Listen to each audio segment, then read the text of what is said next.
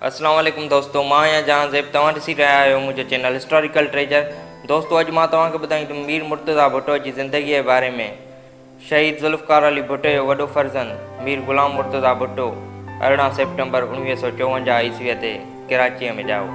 शुरूआती तालीम सेंट मेरी स्कूल रावलपिंडीअ मां हासिल कयईं, जंहिं बाद हिन ओ लेवल जो इम्तिहान 1971 में कराची ग्रामर स्कूल मां पास कयो।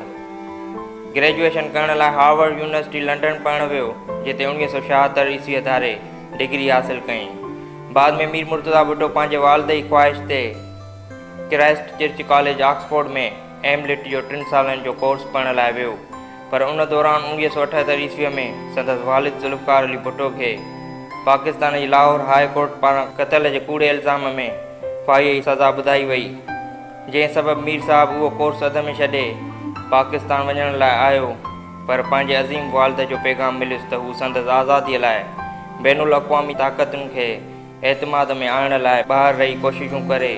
उन खां अॻु 5 जुलाई 1977 ईस्वीअ धारे जॾहिं ज़ुल्फ़िकार अली भुट्टो जो तख़्तो ऊंधो कयो वियो त मीर मुर्तज़ा भुट्टो पंहिंजे ख़ानदान वारनि सां गॾु लाड़काणे वारे अल मुर्तज़ा हाउस में मौजूदु हो।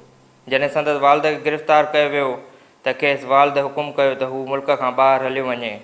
उन सियाह दौर में जॾहिं भुट्टे साहब खे जनरल ज़ियाउ हक़ जी साज़िश सां फांसी ॾिनी वई त ॾुख ऐं कावड़ विचां मीर मुर्तज़ा भुट्टो पंहिंजे भाउ मीर शाहनवाज़ सां गॾु जिदोजहद जो आगाज़ कयो, जंहिंजो मक़सदु जनरल ज़िया खे रस्ते तां हटाइणो। चयो वञे थो त संदसि किन दोस्तनि पारां इन जिदोजहद सबबि अल ज़ुल्फ़िकार नाले तंज़ीम बि ठाही वई। ॿिन्ही भाइरनि पंहिंजी तालीम छॾे आमरीअत ख़िलाफ़ु ललकार कई ऐं जमहूरियत जी बहालीअ लाइ पंहिंजी हमदर्दनि जी हिमायत बि हासिल कई, पर जनरल ज़िया जा इरादा न बदिलिया ऐं मोहतरमा बेनज़ीर भुट्टो शहीद पंहिंजे किताब में लिखियो हो त खेसि पंहिंजे ॿिन्ही भाइरनि जी हयातीअ जो फ़िक्रु रहंदो हो। उन अरसे दौरान ॿिन्ही भाइरनि 2 सॻियुनि भेनरुनि सां शादी कई, जेके नस्ली तौरु अफ़गानी हुयूं। ॿिन्ही खे हिकु न्याणी बि थी। मीर मुर्तज़ा भुट्टो जी न्याणीअ जो नालो फ़ातिमा भुट्टो रखियो वियो। 18 जुलाई 1985 ईस्वीअ ते शाहनवाज़ भुट्टो, जेको फ्रांस में रिहाइश पज़ीर हो, उन जो लाश संदसि घर मां मिलियो, जंहिं बाबति उहो महसूसु थियो त खेसि ज़हर ॾिनो वियो हो। वधीक ॾिसो भुट्टो शाहनवाज़, जंहिंखां पोइ मीर मुर्तज़ा भुट्टो अकेलो थी पियो। उन हादसे बाद मीर मुर्तज़ा पंहिंजे पहिरीं घरवारीअ खे तलाक ॾेई छॾी ऐं पंहिंजे धीउ खे पाण सां रखियो। मीर मुर्तज़ा भुट्टो कुझु साल जलावतन रहियो। उन दौरान संदसि शादी लिबनान जाई गनवा भुट्टो सां थी। 1993 ईस्वीअ धारे हू वतन मोटियो। संदसि हिमायतुनि हिन जो भरपूर इस्तक़बाल कयो। कुझु साल बाद संदसि भेण मोहतरमा बेनज़ीर भुट्टो ॿीहर वज़ीर आज़म चूंडिजी आई, पर उन इलेक्शन दौरान हिन बेनज़ीर भुट्टो सां कुझु नज़रियाती इख़्तिलाफ़ रखिया ऐं अलॻि चूंड विढ़ी सूबाई सीट खटी हुई।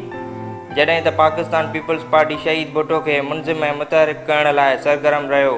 हू निहायत जोशीलो ऐं बाहिम्मत नौजवान हो ऐं अक्सर तक़रीरुनि में आमरीअत ऐं नाइंसाफ़िन ख़िलाफ़ु खैरो लहजो इस्तेमालु कंदो हो, जंहिं सबबि कुझु ॻुझा गिरोह संदसि ख़िलाफ़ु हुआ।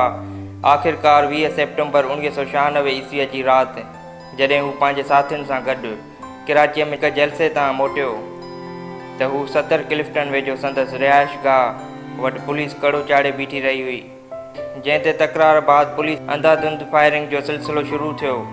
मीर मुर्तज़ा भुट्टो शदीद ज़ख़्मी थी पियो ऐं इस्पताल में साह पूरा कयईं ऐं शहीद थी वियो।